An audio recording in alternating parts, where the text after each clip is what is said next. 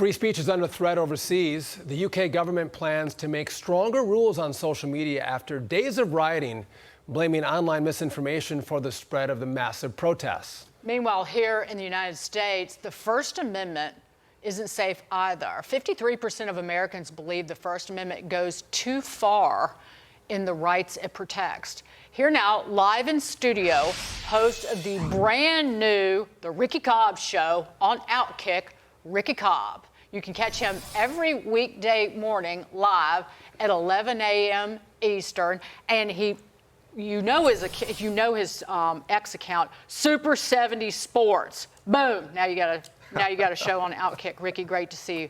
What do you make of what's happening in the UK, but also the danger to our constitutionally protected right of free speech? I think it's beyond concerning. We can see things happening in the United States right now that indicate to us that we're on the same path, that the United Kingdom is just a little further down the road with Canada, a little further down the road with that. And I think it's deeply concerning to see 53% of Americans believe that free speech goes too far or can go too far. I think we've been lulled into a real sense of overconfidence in some ways as Americans and don't really appreciate what we have because we've taken these things for granted. So I think this is a very turbulent time potentially in America, and we've got to be very careful. You know, I think it's generational because I think it's the younger generation that doesn't have the same reverence for free speech. And I have to believe that they've been taught in the school system, whether it's K through 12 or in the college and university system,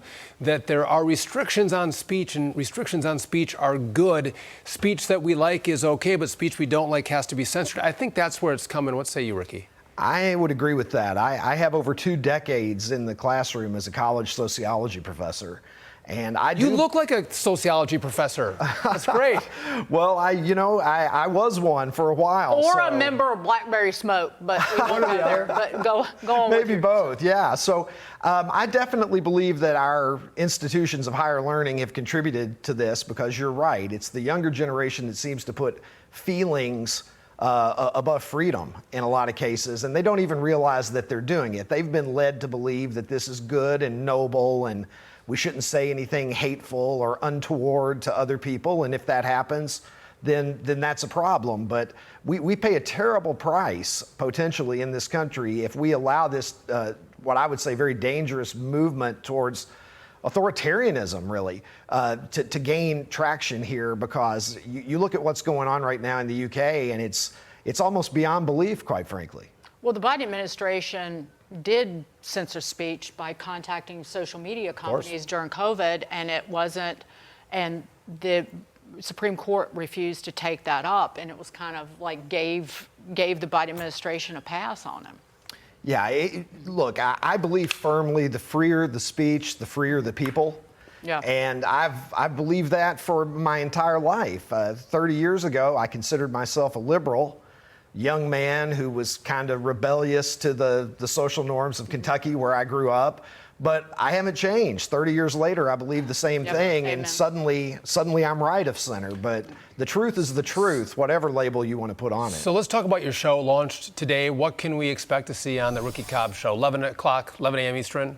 Yeah, absolutely. 11 a.m. Eastern, Monday through Friday on OutKick.com. A lot of laughs, a lot of sports, some pop culture. The teacher in me will definitely be tempted to talk about... Any sociology come into play? I think the sociology comes into play with the comedy, Sean. I really do, because I think my favorite comedians are social observers. Whether you're talking about Dave Chappelle or any of the guys that I really look up to. George Carlin. George Carlin was a great social observer. Larry David is another. So I think being able to find those little kernels of humor definitely is part and parcel of my background in sociology. I love your name, Ricky Cobb, because again, Super 70 Sports, you know him there and you'll know him on OutKick. Ricky, thank you so much. Great to see you.